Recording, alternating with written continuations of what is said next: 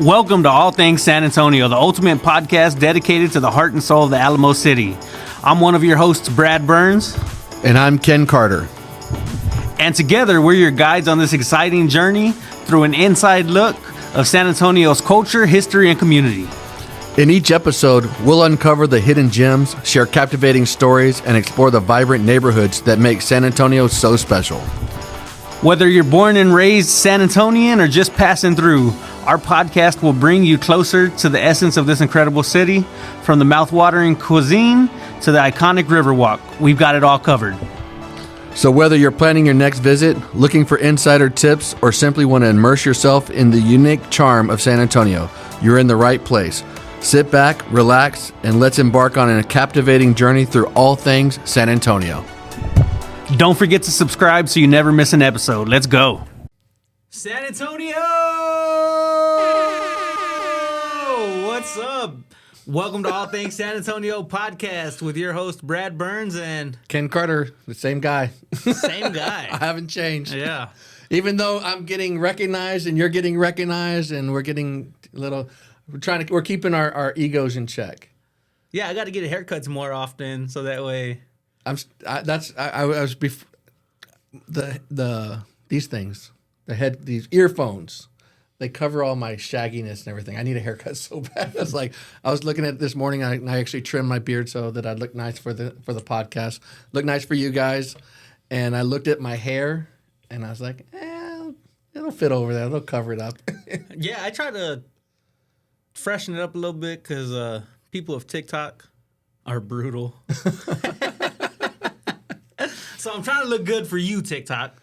So I heard that you had a comment, speaking of getting noticed, that somebody actually saw you at HEB and was nervous to come up and talk to you because you never met him before. Yeah, they said they saw me at Walmart. Oh, Walmart. And, something about they wanted to come and say what's up but didn't want to feel weird or something. I was like, man, that's kind of crazy. Especially since we're only getting like 15 views. Yeah. Well, I mean, I think the big thing is they're probably seeing it on Instagram or TikTok or somewhere we're posting the short form clips of this. I'm getting the same thing, and it's funny. It's the people that I'm hearing that they see me are some of the last people that I would have expected. I was like, oh, cool. That's really cool. The craziest one is recently my daughter's Thea. She just went up to do her official visit at Rice University for her next year. She leaves just in a couple months to go play volleyball out there. And one of the coaches for Rice volleyball said that they saw us has been seeing us on our podcast and are like giving us our props and everything, and said we're both quite charismatic on screen. Oh. Who knew? I should have been on. We should have done this so much sooner. Yeah, I think they probably just earned the spot to be my favorite collegiate volleyball team, Rice. So hey, go Owls! Yeah, go Owls. This is their symbol. Like you know, every Texas team has like their own like you have UT. That's the Roadrunners. We got to shout out to UTSA Roadrunners. We can't forget them. You got Guns Up for Texas Tech. You want to. A&M's is one of the funniest ones. Yeah, they're hitchhiking, trying to find another better place to go to. You know what's fun? I like anyone that goes against UT. I like UT, but I think it's funny because UT does the Longhorns. Yep. So any team that plays against them does the horns down. Horns down. OU still sucks. It's I kind of married into a UT family, but they're not as diehard. Both Jennifer and her mom both went to UT back in the day, and her mom was a cheerleader back in the day. And so I remember when we first got married, all of a sudden I used to have a bunch of Razorback because I was born in Arkansas. My family's from Texarkana, and I always had Arkansas gear. And all of a sudden in my closet, I kept seeing these little burnt orange like shirts. I was like, where does that come from? You mentioned something that you kind of just skipped over real quick. What is that? Can you say that a little bit louder? OU still sucks. OU still sucks. OU still sucks. It's 4:45 p.m. and OU still sucks. I think you just don't like UT because it's in Austin. No, I like UT. I liked them. I was a fan during the Vince Young years. It was fun to watch. Mm-hmm. I'm not a huge college football person. I like watching it. It's a little bit more passion than the NFL. It's my mom's favorite thing in the world is college football. She watches almost every game. it's funny watching her start switching to like volleyball. She's starting to watch some games. And it's like, you watch that game? Oh, pretty cool. But my mom is. It's my dad. Me and my dad are less of sports fans in general than my mom and my brother. They embrace the word fanatic when it comes to that. I used to like watching Johnny Football tear it up at A&M. He's on his apology tour right now. I saw him on Shannon Sharp's the Shay Shay show or whatever. And I wouldn't say it's an apology tour, but it's an explanation tour. Yeah, I think he's kind of just laying it out straight. I think he might have been a lot different if the UIL roles were a little bit different back then. I think that might have set up a lot of athletes for failure. But, I mean, at the end of the day, it's no excuse to... He said he could have made $10 million a year. I wouldn't doubt it. If he had NIL. He was making like $3 or $4 million doing it like the way he was doing it, signing autographs for people all over the place. He signed a lot of autographs. Man, my hand would have got tired. I don't know how you throw all those touchdowns after signing all them autographs. Well, you don't go to practice. Yeah. He didn't look at a single second of video. In the NFL, yeah. Did you watch the documentary? Yeah, I had to watch the documentary. I mean, he's from our backyard. He's from Kerrville, and as an Alamo Heights dad, Kerrville is like our arch nemesis. Like I've got so many I hate Kerrville, like athletics. I don't hate them. I love everybody, but like they were always a big rival. And my son, God bless him, he plays soccer, and soccer is a spring sport, and so. I will tell you, for 4 years in a row, we were up in Kerrville in January, February in 32 degrees, and it's misty rain, freezing, watching a soccer game. And it's like they're higher elevation. It was the worst. I didn't know. That's why I love indoor sports. I didn't know Kerrville had anywhere flat enough to play soccer. It's up on the hill. It's literally on the top of the hill. Yeah. The next to one of our favorite, but it's close to. I love going out that way and then heading over to Fredericksburg to Enchanted Rock, which is a park, which kind of gets into what we're going to talk about a little bit today. Is about San Antonio parks, and it's one of the things that I think San Antonio is doing right. We talk a lot about all things San Antonio here and the good, the bad, and the ugly, and we have had such a great investment into our park system. I didn't realize that we have over 200. We have San Antonio has 257 parks that it operates and maintains here in San Antonio, which seems like a ton. I was looking up and there's some that I had no idea they even existed. And some of them are real sketch. Like it's like 2 park benches and a sign. So some of it's like, hey, you had a vacant lot and you threw a park here. Or you couldn't do anything with it, so you threw like a picnic bench and called it a park. So let's be real. Like there's some really good, we have some great parks, but there's also some that are a picnic bench and a sign. Hey, sometimes you need a picnic bench and a sign to sit next to. Yeah. You just never know. I sat next to that picnic bench and that sign while waiting for the police to track down my iPhone one time. See, there you go. And I don't want to name which park that was, but there was nothing else in that park. But we have some great ones. I had a lead come in one time trying to get us to represent them on selling a park. That'd be interesting. Yeah, I think she had some problem, like some mental problems or something. And she was trying to convince me that she owned the park. She's selling you a Brooklyn Bridge to go with it? Yeah. And she was like, well, I used to own the creek that went by the park, but I sold it and they took away the money. So now she wanted to sell the park. Again. Sounds like she already sold the park once. Yeah. The transfer of money and stuff like that. Well, one of the cool things that San Antonio is doing right now with Austin actually is they are working on a 100-mile trail that'll take us from follow all like Barton Springs, Comal Springs, the Edwards Aquifer Springs, and just kind of follow the spring system from San Antonio going up through San Marcos and Buda and Kyle all the way up to Austin. Which is, I think it's going to be, hopefully it happens. Like right now they're in the development phase. They got part of the trails done, everything, but for sure the whole thing being done is not a for sure thing. But I love seeing these types of investments in our city, in our community, even to the north. Well, we've done so much with the Salado hike and bike trails. So I think it starts off all the way on the southeast side of town and at Southside Lions Park. I don't know if you've ever been there. Has a huge duck pond that you can fish in. They stock it with trout. I think we didn't we do a client appreciation? Is that Not too far from there. Okay. So it starts off a little further south of there. So we do our client appreciation not too far from there every year. So if you guys want to come out and meet the man behind the cameras, Eric, he's going to be there recording some video. Forget about us. You can meet Eric. But yeah, we do our client event not too far from there. And they have a hike and bike trail that starts off there at the park. Okay. And it actually goes through a property that our family used to own that I grew up on. And I think it goes all the way from the south side up past the north side.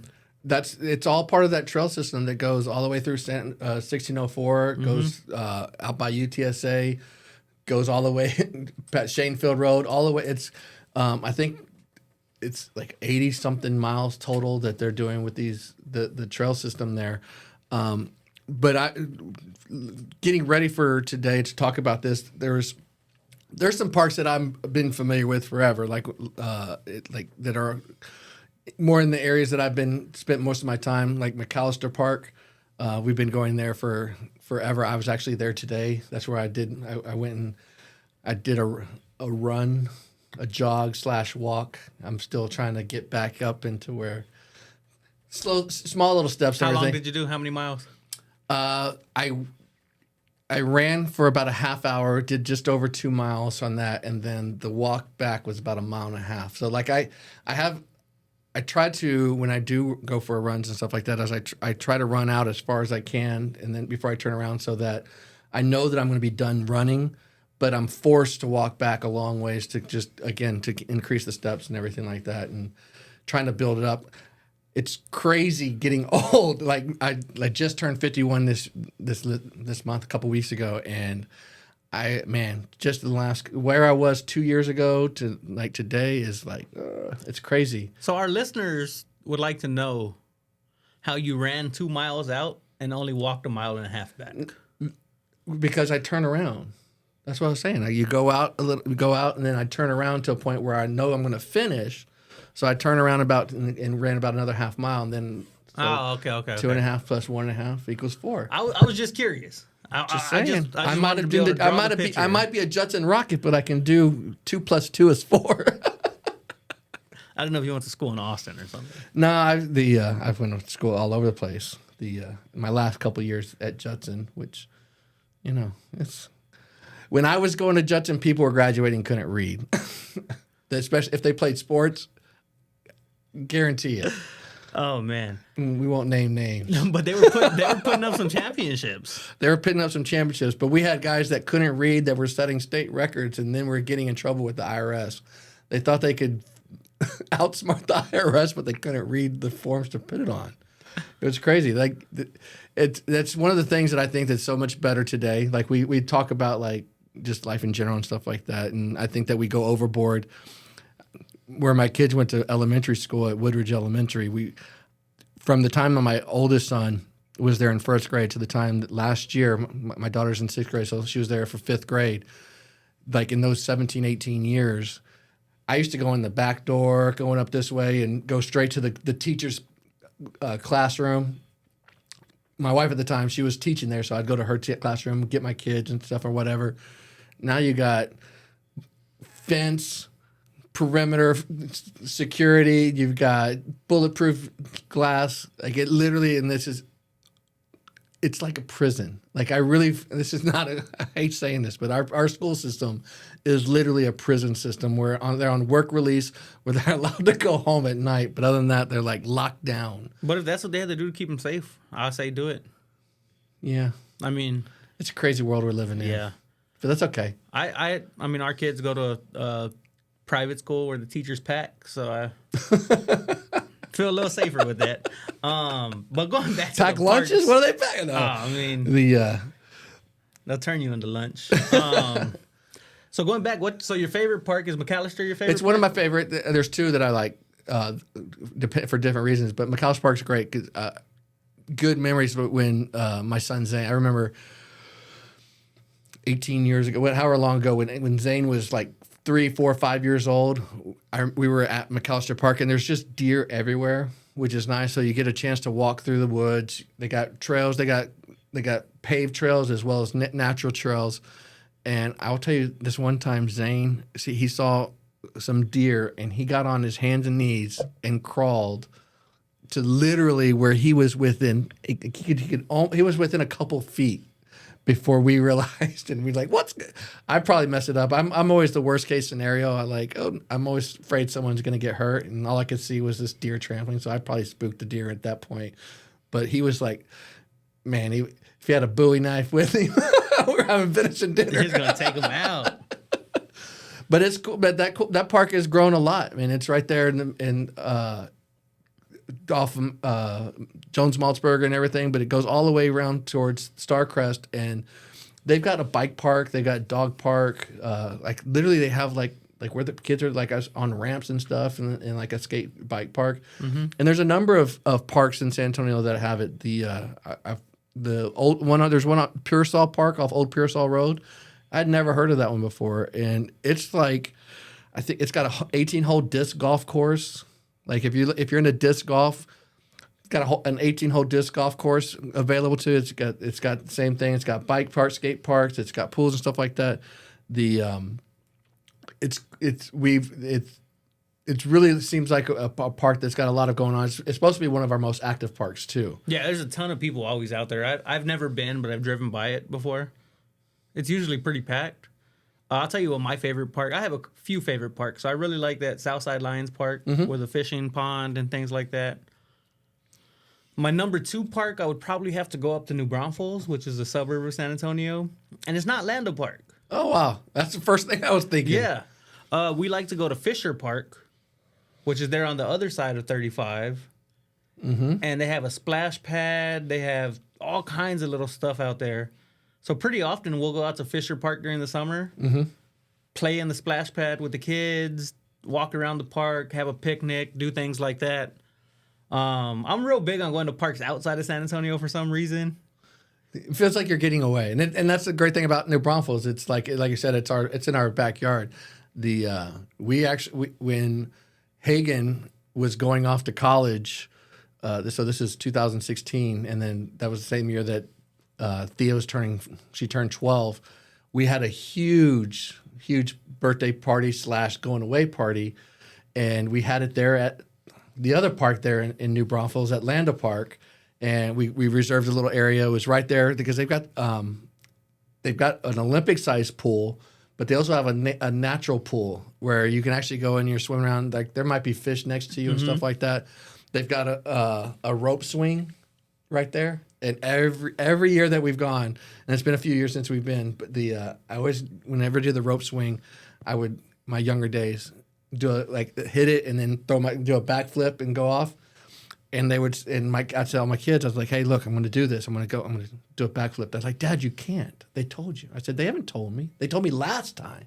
They might have changed the rules. They might have changed the rules. I didn't see a sign or anything like that. So every time I do it, and it is still a rule, and they would tell me you can't do that, and I was like, okay, now I won't do it.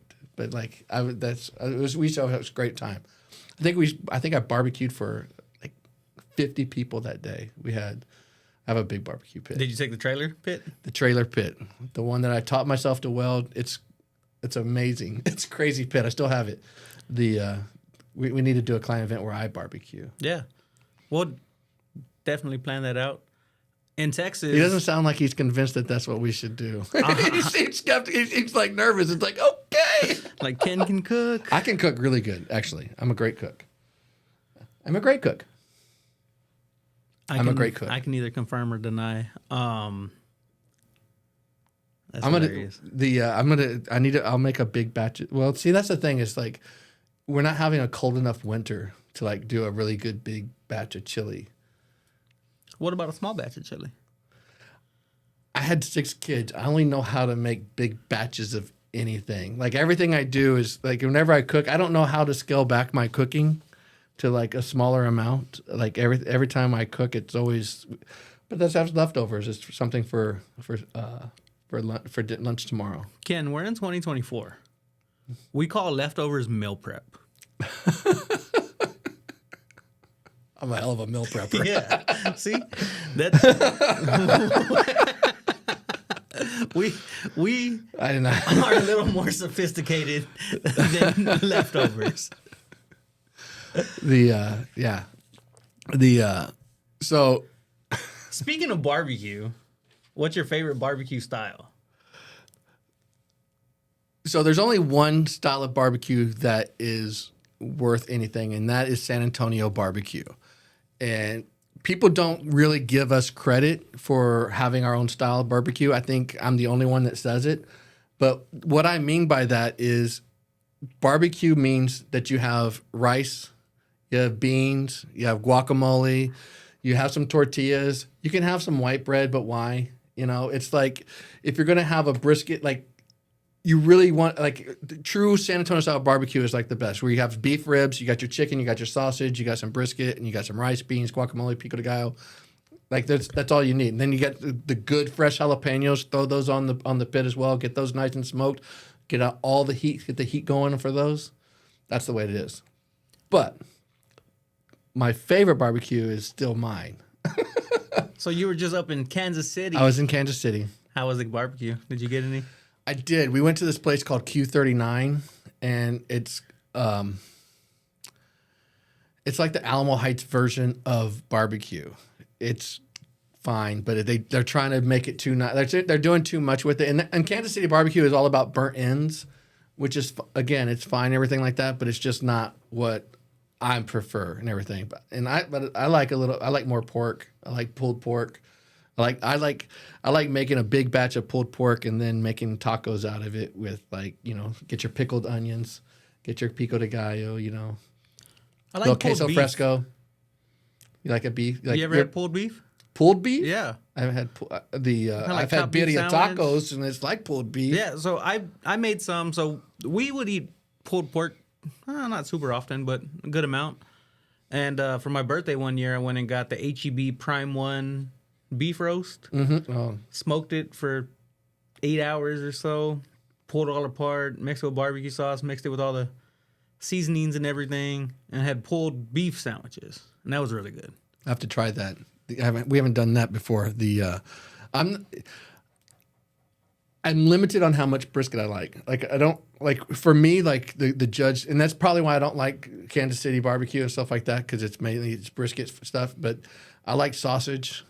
Like I like someone that makes it. I like someone that makes a good sausage. I do. Sue me. Ribs and sausage is where it's at. I can't have too much brisket either. For some reason, The guy's got such a dirty mind, man. For some reason, You don't like sausage? sausage is okay. For some reason, I feel like we're in junior high right now. It's like I'm gonna pause. we're not pausing. Keep the tape rolling. No. Brad Burns is uncomfortable with sausage. I'm pausing the barbecue talk. I saw this video, and Obama was giving a speech. I think it was giving out a Medal of Honor. Okay. And I don't know if he was in the Army or the Marines or what. And Obama was there talking, and the soldier was standing there. And Obama was like, him and his company were getting pounded. And the soldier was like, oh my gosh, he was holding it in so tough. And I was like, man, I've been in that situation before. So when you were a kid, did you do a lot of prank phone calls? Were those still big back in the day, or were you already done by then? Oh, yeah, no, definitely. It seems like you. Yeah, so I actually had this conversation with somebody earlier. Man, your son is going to give you so much. Like he's going to. My daughter already does. I heard on her homework she's. She didn't want to do her homework, so she wrote, "Mom is the worst." But no. So I was telling somebody earlier. They were like, "Man, how are you so quick with like objections and comebacks and things like that?" And I was like, "It was a different time when I grew up." Yeah. We used to have circles of people where all we did was stand in a circle and make fun of each other and just like go all the way around. And it wasn't like bullying or anything, but it was just like everybody, it was called like a cutting battle or whatever. And like we would just all throwing it used to be called they used to call it like way back in the day called throwing the dozens. Like that's like old school. See, I'm not that old school, but I don't, I've never heard that before. Oh man, it was true. Like the your mama jokes and everything like that. Like it was a schoolyard thing. because Yeah. we didn't have anything else to entertain us. We had to entertain ourselves. Yeah. And that's probably why there's so many comedians our age, because they're able to pick this stuff up and run with it. But going back to barbecue, I think I had some of the best barbecue in Nashville. I don't remember the name of the place, but it was like almost by Broadway, like a few blocks over. Okay. And man, they had some wings. And when we were talking, they were like, man, how do y'all make these wings? Like, these wings are really good. And so what they did was they smoke them. And then before they serve them, they flash fry them. Nice. And then season them. So they were crispy, but they still had the smoke flavor. Oh, man, they were so good. And I think that's what I don't like about barbecue is the smoke flavor. And that's one of like when I say I like my own barbecue, like it doesn't have the smoke. Like it gets smoked early, but after that I just like a steady heat and a lot of smoke and everything. But that's me personally. Like some people really do Get like that more clean smoke going. Favorite, like if you want to like the best barbecue for anybody in San Antonio, if they're looking for a really great barbecue, I would go to Pinkerton's downtown off Travis. It's right by Travis Park. It's out of Houston. The best by far. Aaron helped the general manager there. Oh, at really? My house, yeah. So I haven't been there yet personally, Dude. But I like. That's where I took my brother before we went and saw Bert Kreischer perform stand up. And I might do it before I go see Tom Segura too. There you go. I like Barbecue Life by Chris on Derby White Road is good. We'll go to D. Willie's sometimes or Texas Pride. Those are some of my favorite ones. The only like the worst though, I hate, like I don't want to throw shade, but like, you ever been to barbecue station right by the office?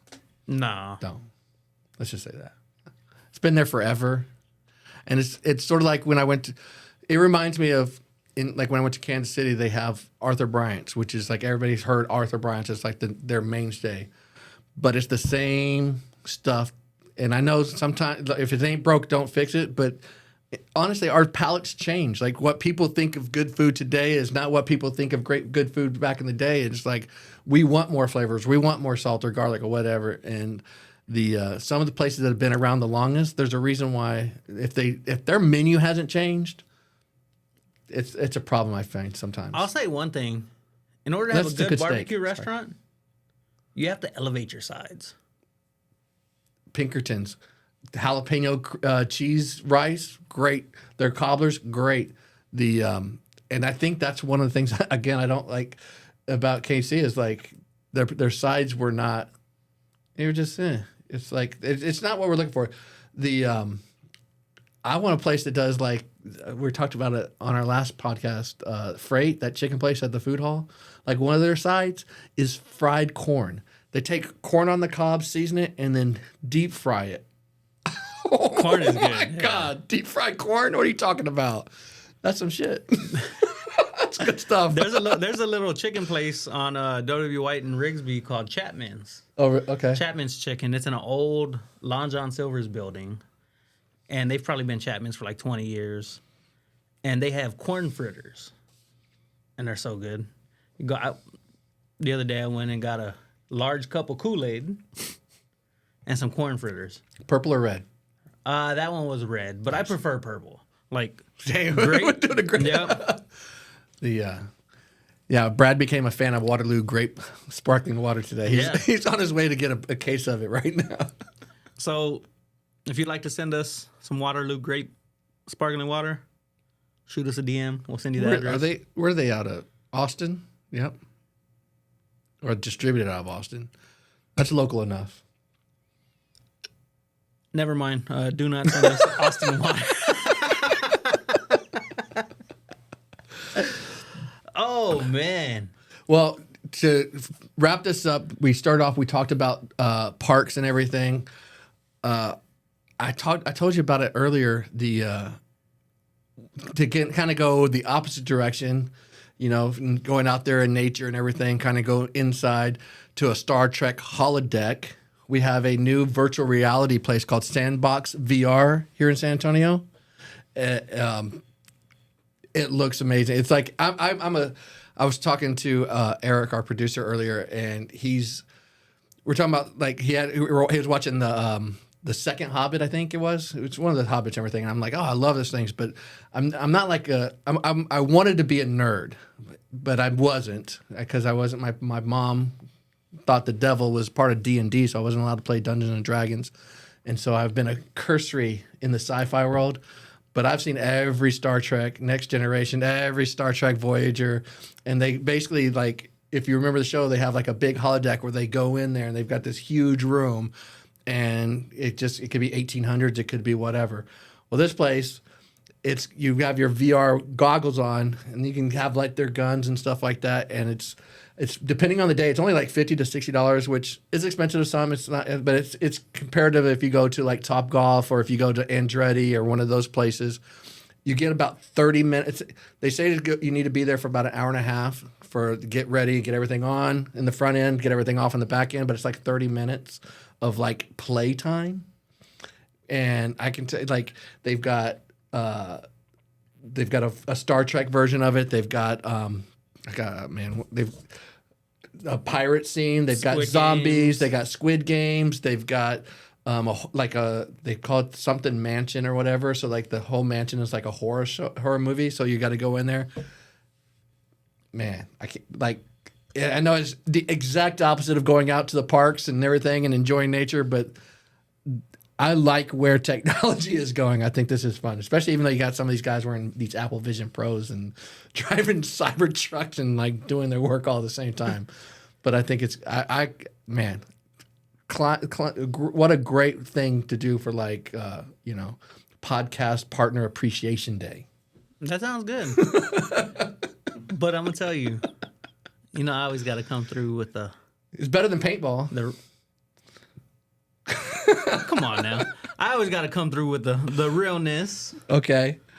So I've seen some Star Treks. I've never seen like the Hobbits or anything like that, or Lord of the Rings, or it was too Harry Potter-ish for me. I'm not into. I've seen all those too. I'm never into Harry Potter. Never into the Hobbits.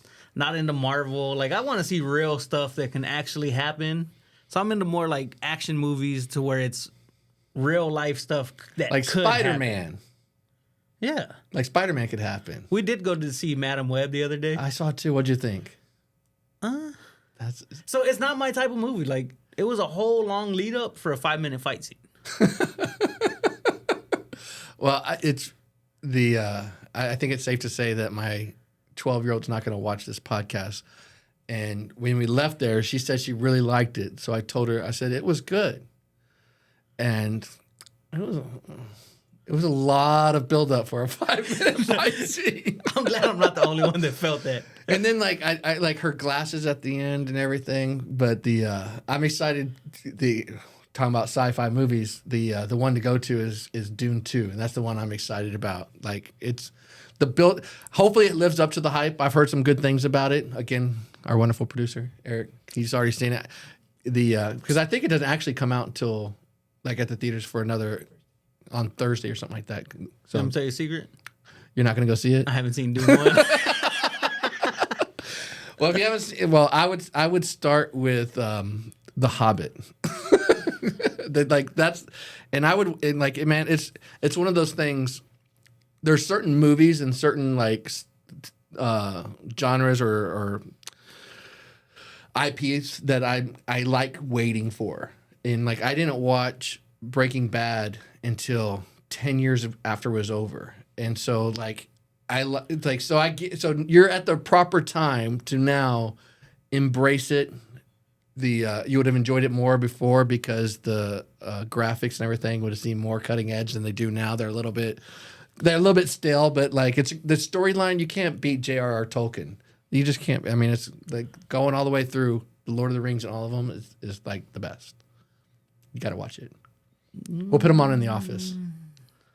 I usually fall asleep during movies like that. I'm more of like I fell asleep during Iron Man. Power, like Iron Man's my favorite, like Marvel character. Yeah, because that's real. Yeah, because he's real. Elon Musk, he's real. Yeah, I like Iron. If I had to pick out of any of them, it's Iron Man, and I think Thor's hammer is pretty cool. I'm a Spider-Man guy. I love all things Spider-Man. I've always he's been my favorite since the beginning. So, but Madam Web is not really Spider-Man. No, I think They keep, and again, I don't understand. I've never seen the comics or looked at the comics or read the and comics. that's me. I couldn't play D&D. We never got those type of comics and stuff. Those things were not allowed in the house. So I've never read a single Batman, Superman, any comics. But I've seen all the Marvel movies. Like I see everything. I'm a cursory fan. There you go. So if you're a fan of us, like and subscribe. As they say, smash that bell button or whatever, that like button, and Ding, ding, ding, ding, give ding. us a follow. Tell your friends about us. If there's anything you want to hear about San Antonio, that's all things San Antonio, or even one of our communities around us, like New Braunfels or San Marcos, let us know. We'll talk about it, give you our opinion, and We'll see y'all later. peace. He did a voice.